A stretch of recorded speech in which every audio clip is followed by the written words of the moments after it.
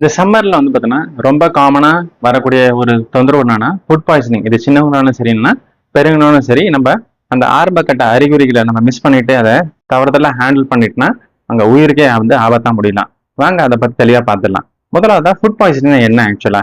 இப்ப உணவுகள் வந்து பார்த்தீங்கன்னா கண்டாமினேட் ஆயிட்டு இருக்கு. இப்ப வெளியில கெட்டு போன உணவுகளோ, அது சிக்கனா இருக்கலாம், இல்ல மட்டனா இருக்கலாம், இல்ல வேற ஏதோ ரைஸா இருக்கலாம். ஸோ அதை நம்ம அதுல கிருமி வளரும். முக்கியமா என்னன்னா ஈகோலை பாக்டீரியா, சால்மோனெல்லா பாக்டீரியா வளரும். ஸோ நம்ம அதை உட்கொள்ளும் போது என்னன்னா நமக்கு அந்த ஃபுட் பாய்சனிங், உணவு ஒவ்வாமை வர்றது காமன். இதுல மெயினா விஷயம் என்னன்னா வந்து இந்த சம்மர்ல அது இன்னும் அதிகமா இருக்கும். ஏன்னா சம்மர்ல ஈஸியா உணவுகள் கெட்டு போகிறதால அதோட இந்த கிருமிகள் வந்து பார்த்தீங்கன்னா வளர்ச்சி வந்து பார்த்தீங்கன்னா அதிகமா இருக்கும். ஸோ அதை நம்ம உட்கொள்ளும் போது நமக்கு அந்த ஃபுட் பாய்சனிங் நடக்குது. ஸோ அதனோட அறிகுறிகள் என்ன இருக்கும்? யூஸ்வலா பெரும்பாலான குழந்தைகளுக்கும் பெரியவங்களுக்கும் என்னன்னா தொடர்ச்சியா வாந்தி இருக்கும், வயிற்றுப்போக்கு, சம்டைம்ஸ் அந்த மோஷன்ல ரத்தம் கலந்து போறது, யூரின் வந்து பார்த்தீங்கன்னா கம்மியா போறது, அதனால டயர்ட் ஆயிடுவாங்க. ஸோ இந்த அறிகுறி இருக்கும். சில நேரங்களில் ரொம்ப ரேரா ஃபீவர் கூட வரலாம். இது நீங்க உணவு உட்கொண்டு பார்த்தீங்கன்னா வித்தின் 3 இல்ல 6 மணி நேரத்துக்குள்ளார வரும். சில பேருக்கு 12 மணி நேரத்துல வரும்.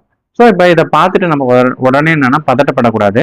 இப்போ அதுக்கு நம்ம வீட்டில் இருக்கிற ஹோம் ரெமடிஸ் என்னன்னா ஓஆர்எஸ் கரைச்சல் கொடுக்கலாம், இல்லை கஞ்சி தண்ணி கொடுக்கலாம், மோர், இளநீர் வந்து இதை கொடுத்துட்டு நம்ம வெயிட் பண்ணி பார்க்கணும்.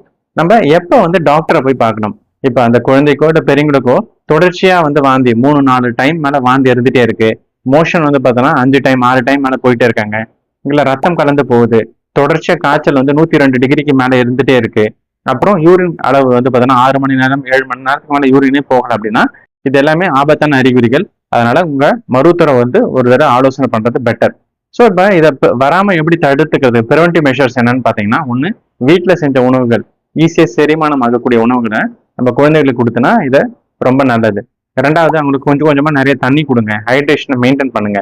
மூன்றாவதா, இப்போ நம்ம வீட்டிலே வந்து ஃபுட்டு ஸ்டோர் பண்றோம்னா அதை ப்ராப்பரா வந்து கண்டெய்னர்ல போட்டு ப்ராப்பரா வந்து டெம்பரேச்சரை ஸ்டோர் பண்றது ரொம்ப நல்லது. நான்காவதா, கொதிக்க வச்சு வடிகட்டின தண்ணியை வந்து குழந்தைகளுக்கு கொடுக்கறது வந்து ரொம்ப நல்லது. அஞ்சாவதா, நம்ம ஃப்ரீக்வெண்டா ஹேண்ட் வாஷ் பண்ணணும்.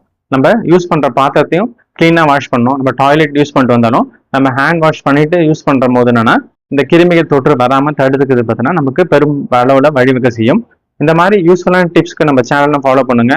மற்றவங்களுக்கும் இது பயன்படட்டும். இந்த வீடியோ வந்து அவங்களுக்கு ஷேர் பண்ணி விடுங்க. மீண்டும் உபயோகமான டிப்ல சந்திக்கிறேன். And then back and back Karthik. நன்றி.